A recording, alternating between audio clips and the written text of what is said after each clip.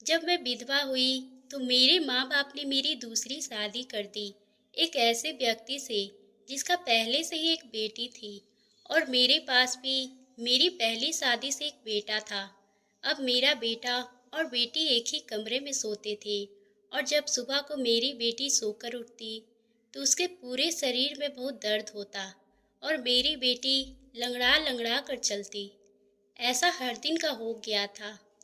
वो अपनी बेड की चादर हर दिन चेंज करती, फिर मुझसे छुप छुपाकर अपनी पुरानी चादर धो देती और खुद नहाने चली जाती। कई बार तो मेरी बेटी बेहोश भी हो जाया करती थी। वह दिन पर दिन बहुत ही कमज़ोर होती जा रही थी। एक दिन सुबह उठकर मैं जल्दी से अपनी बेटी के कमरे में चली गई। मैंने जो कमरे में देखा, उसे देखकर मैं शर्म से पानी पानी हो गई। मेरा नाम सीमा है। मेरे माँ-बाप ने मेरी शादी 18 साल की उम्र में ही कर दी थी।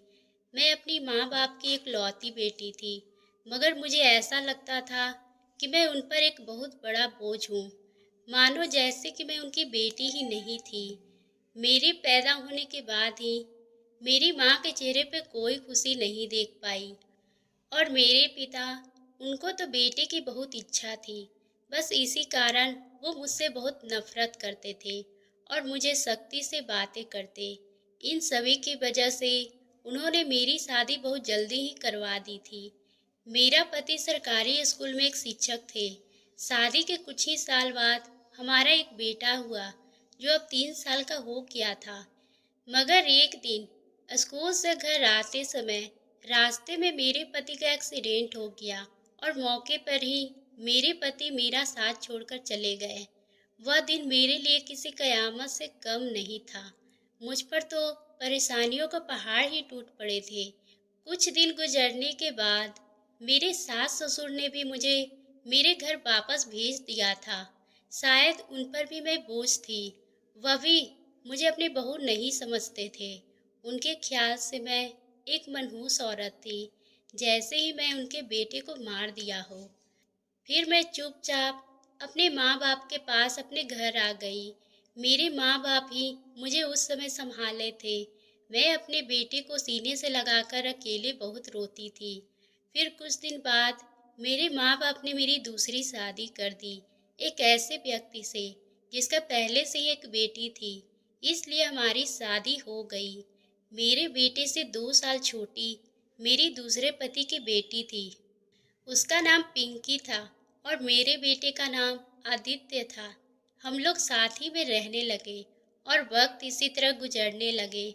देखते ही देखते पिंकी 16 साल की हो गई और आदित्य भी काफी बड़ा हो गया था। कुछ सालों बाद पिंकी और आदित्य के पिता के देहांत हो गया। वह भी इस दुनिया से चले गए। मतलब मेरे दूसरे पति भी हमेशा के लिए हमें छोड़कर चले गए। उनकी हमेशा की तबीयत खराब रहती थी। उन्हें तरह तरह की बीमारियों ने घेर रखा था, लेकिन उनकी बीमारियों के साथ जैसे तैसे गुजर बसर हो रहा था। उनके जाने के बाद मानो जैसे घर की रौनक ही उड़ गई हो। हमारा मकान था, इसलिए किराए की चिंता नहीं होती थी, और मेरे घर में ही किराए की एक छोटी सी दुकान थी। एक दिन जब हम लोग सब सो रहे थे तो अचानक ही बहुत जोर से आवाज आई। मेरा तो दिल ही बैठ गया। मैं घबरा गई थी और डर गई। मैंने देखा कि आवाज तो आदित्य के कमरे से आई। मैं उसके कमरे की तरफ दौड़ी और उसे देखकर मैं हैरान रह गई। उसके कमरे की छत गिर गई थी। ये देखकर मैं घबरा गई। मुझे डर था कि कहीं आदित्य तो छत के नीचे नहीं दब गया। जब मैं करीब गई और मैंने जाकर देखा तो आदित्य वहां नहीं था। वह बाथरूम जाने के लिए उठा होगा, इसी वजह से उसकी जान बच गई। मैंने भगवान को धन्यवाद किया कि वह अच्छा हुआ कि आदित्य को कोई चोट नहीं आई। अगर उसको कुछ हो जाता तो मैं अपने स्वर्गवासी पति को क्या मुंह दिखाती। लेकिन अब हमारे पास इतने पैसे नहीं थे कि हम उस रूम को दोबारा बना सकते। हम लोगों की मजबूरी थी, क्योंकि हमारे घर में बहुत कम कमरे थे। इसलिए मैंने अपने बिस्तर रसोई घर में ही डाल दिया, क्योंकि एक चारपाई थी और दो ही लोग बहुत मुश्किल से सो पाते थे। और मेरे कमरे में दोनों बच्चे को सोने के लिए कहा, क्योंकि बाहर तो बहुत ज़्यादा ही सर्दी थी। आदित्य नहीं सो सकता था। वह दोनों एक ही कमरे में सोते थे। मजबूरी थी, क्या कर सकते हैं। एक घर में तो दुकान थी और मेरे पति ने तो सिर्फ 3 ही कमरे बनवाए थे। यूं तो हम 3 लोगों के हिसाब से कमरे ठीक थे, लेकिन एक कमरा दुकान के लिए भी जरूरी था। क्या कर सकते थे, गुजारा तो करना ही था। एक दिन मेरा बेटा और बेटी कमरे में सोए हुए थे और सुबह सुबह कुछ ऐसा हुआ था कि मेरे होश ही उड़ गए। आदित्य तो सवेरे उठकर नाश्ता करने बैठा भी था, जबकि पिंकी अभी तक सो रही थी। वह तो इतनी देर नहीं सोती थी, लेकिन आज वो इतनी देर क्यों कर रही थी। उसकी आदत थी, सुबह जल्दी उठ जाया करती थी। मैंने उसको आवाज़ दी, लेकिन फिर भी नहीं उठी। थोड़ी ही देर बाद मैं उसके कमरे में जाकर उसको देखा तो पता चला कि वो बेहोश हो चुकी है। मैं बुरी तरह से घबरा गई थी। उसको क्या हो गया है। मैंने फौरन ही आदित्य को बोल के पास के डॉक्टर को बुलवा लिया। डॉक्टर जब घर आए तो डॉक्टर ने कहा, लड़की काफ़ी कमज़ोर है, इसे भारी काम मत करने दीजिएगा, बस आराम ही करवाना, फल दूध और अच्छा खाना खिलाइएगा, ये ठीक हो जाएगी। जब पिंकी को होश आया तो मैं उसके पास गई और मैंने उससे पूछा, तुम्हें क्या हो गया था। वो कहने लगी, बस ऐसे ही बैठे बैठे मुझे चक्कर आ रहे थे और मैं बेहोश हो गई थी। मैंने अपनी बेटी से कहा, तुम आराम करो, मैं तुम्हारे लिए नाश्ता बना कर लाती हूँ। जब मैं नाश्ता लेकर आई तो मैंने आकर देखा वह अपने कमरे में नहीं थी और कमरे से चादर भी नहीं थी। वह उस चादर को धोने बैठी थी। मैंने उससे पूछा, तुम क्यों चादर धो रही हो, तुम्हारी तबीयत खराब है, तुम्हें मना किया था ना काम करने से, और डॉक्टर ने भी तुम्हें आराम करने के लिए कहा है। मैं उस पर बहुत चिल्लाई और कहा, यहाँ से उठो और अपने कमरे में जाओ और नाश्ता करो, कुछ खाओ पियोगी तभी ठीक होगी। उसने कहा, नहीं, मुझे ये चादर जरूरी धोनी है, बिस्तर पे बिछाने के लिए हमारे घर में एक ही तो चादर है। मैंने कहा, अचानक से चादर धोने का भूत तुम्हारे सर पे क्यों सवार हो गया। इतनी तो चादर गंदी नहीं थी जो तुम धोने के लिए बैठी हो। छोड़ दो, इसे मैं खुद धो दूंगी। पर उसने मेरी बात नहीं मानी। चादर को छत पे सुखाने के लिए चली गई। उसके बाद ही उसने नाश्ता किया। फिर थोड़ी ही देर बाद वह सो गई और आदित्य भी काम पर जा चुका था। उसको सिर्फ मैंने हाई स्कूल तक ही पढ़ाई करवाई थी। वह कपड़े की दुकान पे काम करता था। वह बहुत ही मेहनती था। घर वाली दुकान में तो मैं खुद ही चलाया करती थी। वैसे भी उस दुकान में ज़्यादातर बच्चे ही सामान लेने आते थे। कुछ दिन ऐसे भी गुजर गया। उस दिन आदित्य ने मुझसे कहा, आज मैं खाना खाकर आया हूँ, और वो देर से आया था और पिंकी भी पहले से ही सो चुकी थी। वह भी जाकर कमरे में सो गया। मैंने भी रसोई से अपनी चारपाई डाली थी। जगह बदलने की वजह से मुझे नींद नहीं आ रही थी। मैं अपने पति को याद कर रही थी। दूसरा पति मेरा बहुत अच्छा था, मेरा बहुत ख्याल रखता था। उसने कभी भी मुझे पहली शादी का ताना नहीं दिया था और मेरे बेटे को भी वह हमेशा ही अपना बेटा समझते थे। और मैंने भी पिंकी को कभी नहीं बताया था कि वह मेरी सौतेली बेटी है। उनके भी मुझसे अपने हिस्से का प्यार ले लिया था। वह भी मुझसे बहुत प्यार करती थी। मेरा बेटा अब हमारे घर का इकलौता ही सहारा था, वरना हम 2 औरतें कहाँ जाती। काम भी अच्छे तरीके से कर रहा था। मैंने उनसे कहा भी था कि आगे की पढ़ाई प्राइवेट से कर ले, क्योंकि अगर उसके पास कोई अच्छी डिग्री होगी तो उसे सरकारी नौकरी मिल सकती है। उसके घर की जिम्मेदारी के कारण उसने पढ़ाई छोड़ दी। कुछ ही दिनों बाद अचानक पिंकी से फिर से बेहोश हो गई थी, और इस बार तो उसकी शक्ल देखकर लग रहा था जैसे उसके शरीर पर सारा खून ही खींच लिया गया हो। वह बिल्कुल पीली पड़ गई थी। फिर मैंने डॉक्टर को बुलाया। डॉक्टर ने वही बात कही कि मैंने आराम करने को कहा था। इसको खाने में क्या खिलाया था आपने? मैंने उनको सारी बात बताई। मैंने कहा कि वही दाल सब्जी खिलाई थी और पूरा दिन कोई काम भी नहीं करने दिया था। तो डॉक्टर ने कहा कि दोबारा से कैसे इतनी कमज़ोर हो गई। बेटी के जान को सीरियस में लीजिए, नहीं तो आपकी बेटी को जान को खतरा हो सकता है, क्योंकि वह इस तरह कई घंटों तक बेहोश रहना कोई मामूली बात नहीं। डॉक्टर ने सख्ती से सारी बात बताई और कुछ ही देर बाद वह चले गए। फिर जब पिंकी को होश आया तो मैंने उससे कहा कि तुमने फिर से अब कोई काम किया तो मुझसे बुरा कोई नहीं होगा। लेकिन थोड़ी ही देर बाद जब मैं उसके कमरे में दोबारा गई तो मैं ये देखकर हैरान हो गई। वह क्या कर रही है? वह तो फिर से बैठकर चादर धो रही थी।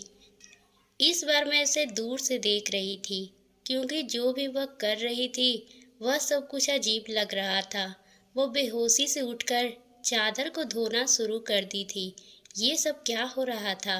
वह ये सब क्यों कर रही थी? जब से मेरे बेटे ने उसके कमरे में सोना शुरू किया था, तभी से वह ऐसा कर रही थी और बेहोश भी तभी से हो रही थी। आदित्य उसके लिए था तो सौतेला ही भाई, लेकिन बचपन से दोनों एक ही साथ पले बड़े थे। उन दोनों में तो सगे भाइयों जैसी मोहब्बत थी। फिर ऐसा क्या हो रहा था? मेरी बेटी की तबीयत दिन पर दिन खराब क्यों होती जा रही थी? मैं रोती और सोचती रहती कि ये सब क्या हो रहा है। एक औरत कमज़ोर तब होती है जब वो बच्चे पैदा करती है, तो उसके अंदर बिल्कुल ताकत नहीं होती। फिर पिंकी साथ ऐसा क्यों हो रहा था? फिर दूसरे ही दिन उसने चादर को धोकर छत पे सुखा रही थी, तो ये सब मैं रसोई की खिड़की से सब कुछ देख रही थी। मेरा मन किया कि उससे पूछ लूं, पर वो गलत समझ लेगी, इसलिए मेरी हिम्मत नहीं हुई। फिर मैं उसके कमरे में चली गई तो वो बेड पर चादर ओढ़कर सो गई थी। तो मैंने उसको नाश्ता करवाया और दवाई देकर अपनी दुकान खोलने के लिए तैयार हो गई। अब मेरी किराने वाली दुकान भी अच्छी नहीं चल रही थी। हमारी दुकान पे कोई बड़ा ग्राहक नहीं आता था, सिर्फ बच्चे आते थे जो 5-10 देकर चले जाते। इसी तरह से तो काम नहीं चलने वाला था। मैं बहुत ही परेशान थी, लेकिन ये बात मैंने अपने बच्चों को नहीं बताई, आदित्य को भी नहीं बताया, क्योंकि वह पहले से ही नौकरी कर रहा था। अब अगर ऐसे में ये बात बता दी तो वह और भी ज़्यादा परेशान हो जाता। लेकिन मैं खुद बहुत परेशान रहने लगी थी, और ऊपर से डॉक्टर ने कहा था कि बेटी को अच्छी चीज़ें खिलाया करो। लेकिन घर में तो दाल रोटी के भी पूरे पैसे मुश्किल से हो रहे थे। घर का खर्चा चलाना बहुत ही मुश्किल हो रहा था। लेकिन एक दिन बहुत ही अजीब हुआ। मैंने अपने बेटे आदित्य को कुछ ऐसी बातें करते सुना जिसकी मुझे बिल्कुल भी समझ नहीं आई। मेरे बेटे ने मेरी बेटी से कहा, अपनी तबीयत फिर खराब कर ली, इस तरह से तो नहीं चलेगा।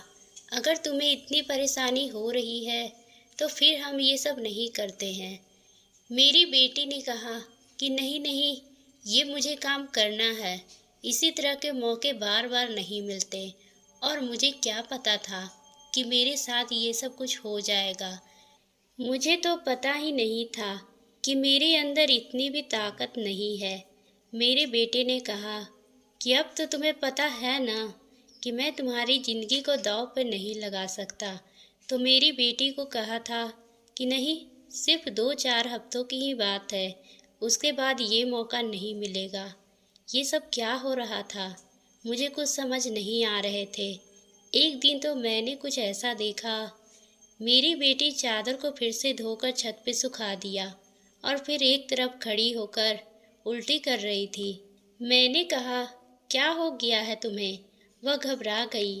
वो कहने लगी, अचानक से मेरा दिल खराब हो गया। मैंने कहा, क्या मतलब है इस बात का कि दिल खराब हो गया है? तुम क्या कर रही हो? यूं चादर को बार बार क्यों धो रही हो? क्या छुपा रही हो मुझसे? अगर मुझे पता चला कि तुमने ऐसी वैसी कोई हरकत की है जिससे मेरी और तुम्हारे बाप की इज्जत दांव पे लगी है, तो मैं तुम्हें कभी माफ़ नहीं करूँगी। मेरी बेटी हैरान हो गई। उसने कहा, माँ, आप किस तरह की बातें कर रही हैं? ऐसा कुछ नहीं है जैसा आप सोच रही है। लगता है आज आपने कोई फिल्म देखी है या किसी ने आपके कान भर दिए हैं मेरे खिलाफ, जो आप इस तरह की बातें कर रही हैं। मैं सच कहूँगी, और अगर मैंने चादर धो दिया तो क्या हो गया? चादर गंदी हो गई थी, बस इसलिए धो दिया। आपको तो पता है कि कई दिन से मेरी तबीयत खराब है, तो दवाई खाने की वजह से मेरे पेट में भी खराबी हो रही है। अगर मुझे उल्टी आ गई तो इसका कोई और मतलब नहीं है। मेरी बेटी मुझसे इस तरह की बातें कर रही थी। मैंने उसके मुंह पे थप्पड़ दे मारा और तभी वह जमीन पे अचानक गिर गई और आदित्य इतने में मेरे पास आ गया। उसने कहा, माँ, आप क्या कर रही है? आपने इस पर हाथ क्यों उठाया? तो मैंने उससे कहा, मैंने इसको मारा है, इस पर हाथ उठाया है। ऐसा तो मुझे पहले ही करना चाहिए था, लेकिन मैं अपनी पूरी तरह से बात की तह तक नहीं पहुंची हूँ। जिस दिन मुझे पता चल गया कि तुम दोनों के बारे में, उस दिन देखना, अब मुझे खुद पता नहीं था कि क्या मुझे हो गया है। मेरे दिल में जो बात आ रही थी, मैं वही बोलती जा रही थी, जो कि मुझे इस तरह नहीं करनी चाहिए था। रात को अचानक मेरी आँख खुली तो मैंने देखा मेरे बच्चे के कमरे की लाइट जल रही थी। उस वक्त वह क्या कर रहे थे? उनको तो उस समय सो जाना चाहिए था, और मुझे तो शाम को कह रहे थे कि आज हम जल्दी सो जाएंगे। मैं जब कमरे के करीब गई तो वह न सिर्फ जाग रहे थे, बल्कि बातें भी कर रहे थे। किसी बात पे बहुत ज़्यादा खुश हो रहे थे। मेरा बेटा कह रहा था, तुम बहुत खुशकिस्मत हो। तो बेटी कहने लगी, हाँ, खुशकिस्मत तो हूँ मैं, लेकिन अभी कल फिर से जब मेरी तबीयत खराब होगी तो माँ मुझे देखकर बहुत परेशान हो जाएगी। कब तक ऐसे झूठ बोलेंगे? बेटा बोला, बस कुछ दिन और कर लेते हैं, सब कुछ ठीक हो जाएगा। उसकी बातें सुनकर मैं हैरान रह गई। आज मुझे रहा नहीं गया। मैंने कमरे के दरवाजे को खोलने की कोशिश की तो मैं हैरान रह गई। उन्होंने दरवाजे को अंदर से बंद क्यों किया था? क्या वजह थी दरवाज़ा अंदर से बंद करने की? वैसे भी अब मौसम बदल रहा था, उनको दरवाज़ा खोल कर सोने चाहिए थे। मैंने दरवाजे पे बार बार दस्तक देना शुरू कर दिया, लेकिन इस तरह के दस्तक देने के बावजूद भी उन लोगों ने दरवाज़ा खोलने में आधा घंटा लगा दिया। और उसके बाद जब मैंने कमरे में देखा तो उनके अलावा कमरे में कोई नहीं था, और दोनों की ऐसी शक्ल बनाकर बैठे थे जैसे नींद से जागे हो। मैंने कहा, इतनी देर में दरवाज़ा क्यों खोला? तो कहने लगे, हम तो सो रहे थे। मैंने कहा कि झूठ नहीं बोला करो, तुम लोग जाग रहे थे और बातें कर रहे थे। हम क्यों इस तरह जागेंगे और क्यों बातें करेंगे? हमारा कौन सा कल पेपर है जो हम तैयारी करेंगे और जागेंगे? हम लोग तो सो रहे थे। उसे उन लोगों की हरकतें समझ आ रही थी। मेरे पास बोलने के लिए कोई शब्द नहीं थे। मुझे उनकी बातें समझ नहीं आ रही थी, क्योंकि वह दोनों ऐसे बैठे थे जैसे नींद से अभी जागे हो। उनके बाद मैंने उनको कुछ नहीं कहा और वहाँ से चली गई, लेकिन मैं सोचती रहती थी कि कोई न कोई गड़बड़ तो ज़रूर है। मैं ये देखकर हैरान रह गई। एक दिन मेरी बेटी के बाजू में नीले निशान भी थे। ये तो जख्म के निशान थे। मुझे समझ नहीं आ रही थी कि उसे क्या हुआ था। मैंने उससे पूछा तो उसने कहा कि चोट लगी है, लेकिन चोट तो उंगली पर लगती है, बाजू पर नहीं। मेरी बेटी कोई ना कोई बात ऐसी है जो मुझसे छुपा रही थी।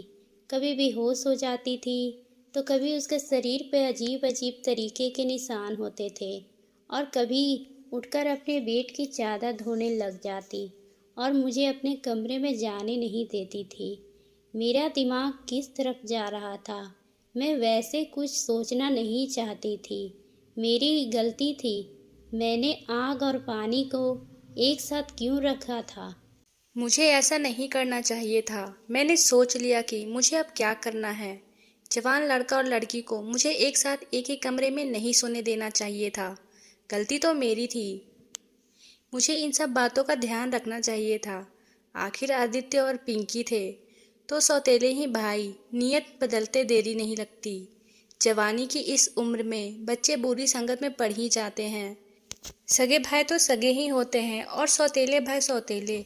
तो फिर मैं कैसे सौतेले भाई बहन को एक साथ एक ही कमरे में सुला रही थी? या मेरी ही गलती थी? जब हम ही बच्चे पर ध्यान नहीं देते, परेशानियां तो पैदा ही होगी। अच्छी बुरी बातें का ध्यान तो हमें ही रखना चाहिए। क्या होता है, नादान होते हैं और नादानी में ही बहुत सारी गलतियां कर बैठते हैं। जैसे जैसे विचार मेरे दिमाग में आ रहे थे, अगर इस सारे विचार सही हो गए तो फिर सारा का सारा कसूर मेरा ही होगा। मैंने अपने बेटे और बेटी पर नज़र रखी थी। एक दिन मेरा बेटा बेटी को कोई चिल्लाकर दे रहा था। मैं चुपकर उसकी बातें सुनने लगी। इस परेशानी के लिए यह दवाई ले लो तो यह सब कुछ ठीक हो जाएगा, उसने मेरी बेटी को कहा। छुपा कर दो। गोली देखकर मैं परेशान हो गई कि किस चीज़ की गोलियां उसको दे रहा है। आखिर ऐसी क्या बात है जो परेशानियां दोनों हल करना चाहते हैं और उनके बारे में मुझे नहीं पता। यह दवाइयां कुछ अजीब सी क्यों लग रही थी। मेरी बेटी ने यह दवाइयां फ़ौरन से पकड़ ली और अपने दुपट्टे में छुपा लिया। बेटी ने कहा कि रात को सोने से पहले खा लेना तो फिर अगले दिन तुम बेहोश बिल्कुल भी नहीं होगी। लेकिन उसके बाद एक दिन फिर से मेरी बेटी बेहोश हो गई थी। मेरा बेटा भी घर पर नहीं था, इसलिए मैंने आज फ़ायदा उठाने के बारे में सोचा। मैंने वह चादर बहुत ही होशियारी से बेटी के नीचे से खींच ली और उसको अच्छे तरीके से अपने कमरे में ले गई। मुझे खोलकर देखना था इस चादर पे ऐसा क्या लगा होता है जिसकी वजह से मेरी बेटी उसे सुबह उठते ही धोना शुरू कर देती थी। खोलकर देखा तो पहले तो मुझे कुछ नज़र नहीं आया, लेकिन जब मैंने ध्यान से देखा तो यह देखकर मैं हैरान रह गई। यूँ चादर पर सफ़ेद सफ़ेद बाल थे और पूरी चादर बालों से भरी हुई थी। मुझे समझ नहीं आई यह चीज़ किस चीज़ की बाल है, क्योंकि यह बाल बहुत सफ़ेद थे और छोटे छोटे बाल थे। मैं हैरान हो गई, मुझे कुछ समझ में नहीं आई। मैं सोचती रही कि सब कुछ क्या हो रहा है। मैं बेटी और बेटे की दिमाग में सोच रही थी। मैं किसी नतीजे पर नहीं पहुंचती थी। तब तक मेरी बेटी को यह पता चल ही गया कि चादर मैंने देख लिया है। वो मेरे पास आकर बैठ गई। उसके बाद मैंने उसे पूछ लिया, क्या बात है, क्यों परेशान लग रही हो? उसने कहा कि माँ चादर कहाँ है? तो मैंने उसे कहा कि वह तो मैंने धो दिया। यह सुनकर वो मेरे पास से जाने लगी तो मैंने उसका हाथ पकड़कर उसे रोक लिया। मैंने कहा कि सब कुछ देख चुकी हूँ, उस चादर पर जो भी लगा हुआ था। मुझे बता दो यह सब कुछ क्या है? तुम मुझसे इतने दिनों में क्या छुपा रही हो? मैं बहुत परेशान हो गई। मेरे दिमाग में बहुत बुरे बुरे विचार आ रहे थे। तो मेरे पास बैठ गई और फिर मेरी बेटी ने मुझे ऐसी बात बताई कि मेरे कदमों से ज़मीन निकल गई। मेरी बेटी ने मुझे बताया कि माँ जैसा समझ रही हैं वैसा बिल्कुल भी नहीं है। दरअसल हमने देख लिया था कि घर के हालात अच्छे नहीं रहे, घर की दुकान भी नहीं चल रही है और भाई अभी कुछ खास पैसे कमा नहीं रहे थे, इसलिए हमें ऐसा कोई काम नहीं मिल रहा था जो हम लोग कर पाते। तभी भैया के दोस्त ने उनको एक काम दिया। दरअसल उसने कुछ बहुत ही नस्ल के कुत्ते के बच्चे रखे हुए थे जो कि 3-4 के तादाद में थे, लेकिन उनको संभालना उसके बस में बाहर था। इसलिए उसने हमें उन बच्चों को संभालने का काम दिया और उस काम के वो हमें पूरे पैसे भी देते थे। वह हमें एक दिन के 500 दे रहे थे। दोपहर को पूरा दिन तो भैया वहीं रहकर संभाल लेते थे, लेकिन रात में भाई को आराम भी करना होता था, इसलिए उन कुत्तों के बच्चे को कमरे में ले आते थे और मैं उनको संभाल लेती थी। उन्हीं के बाल सुबह चादर पर लगे हुए थे जिसको मैं सुबह धो देती थी, क्योंकि हमें पता था कि आपको इस चीज़ की अच्छी नहीं लगती और हम आपको यह सब कुछ बताना भी नहीं चाहते थे। हम यह सब काम कर रहे थे और मुझे बाद में पता चला कि मुझे डॉग के बच्चे से एलर्जी हो जाती है, जिसकी वजह से मैं सुबह को बेहोश हो जाती थी। भैया ने मुझे जो दवाइयाँ लाकर दी थी वह भी इसी चीज़ की थी। ताकि मेरी एलर्जी कम हो जाए। और आज उन बच्चों का हमारे घर के आखिरी दिन था, क्योंकि अब वह उन्हें लेकर दूसरे शहर जाने वाले हैं और हमने इतने पैसे कमा लिए हैं कि हम उस कमरे के छत बनवा सकते हैं। इसलिए हमने आपको यह नहीं बताई कि, लेकिन आपने तो ना जाने हमारे बारे में क्या क्या सोच लिया, हम पर इतना शक किया। हमारे बारे में जो बातें की वो हमारे दिल में तीर की तरह जाकर लगती थी। मैं जानती हूँ कि वह मेरा सौतेला भाई है, लेकिन वह मेरे सगे भाइयों से भी बढ़कर है। उसने हर बार सिर्फ हमारे बारे में ही सोचा है, जबकि देखा जाए तो मैं आपकी सौतेली बेटी हूँ, पर उसे अपने सगे भाई ही समझा है। मेरे पिता तो इस दुनिया से जा चुके हैं और उसके अपने रिश्तेदार भी तो हैं जो कि हमसे बहुत ज़्यादा अमीर हैं। उनके साथ जाकर मैं तो रह सकती हूँ, लेकिन फिर भी मैं यही रही क्योंकि मेरा भाई हमेशा मुझे अपनी सगी बहन ही मानता है। उसने कभी मुझसे कोई गलत बात नहीं की और वह मेरा साथ भी देता है, हमारे लिए बहुत कुछ करता है। पूरा दिन वह काम करता है, रात को मैं उसकी मदद करती थी तो कहता कि वह रात में भी सब कुछ कर लेगा। दिन भर तो वह बेचारा मेहनत करता था, इसलिए मैंने उसे कहा कि रात को तुम आराम करो, बच्ची को मैं देख लूँगी, इसलिए मैं उसकी मदद कर रही थी। यह सुनकर मुझे खुद पर बहुत गुस्सा आया। क्या सोच मैं अपने बच्चे के बारे में। मेरे बच्चे तो मुझसे भी कई गुना ज़्यादा अच्छे और सच्चे दिल के थे। मुझे बिना सच्चाई जाने ऐसा गलत सोचकर अपने बच्चे के बारे में नहीं सोचना चाहिए था और अपने बच्चे पर विश्वास करना चाहिए था। उनके बारे में सोचकर मैंने दोनों से माफ़ी मांगी तो उन दोनों ने मुझे गले से लगा लिया और हम सभी अब अपनी ज़िंदगी बहुत ही खुश हैं। तो दोस्तों, आपको कहानी कैसे लगी? कहानी अच्छी लगी हो तो चैनल को सब्सक्राइब, लाइक, शेयर करना ना भूलें। धन्यवाद दोस्तों।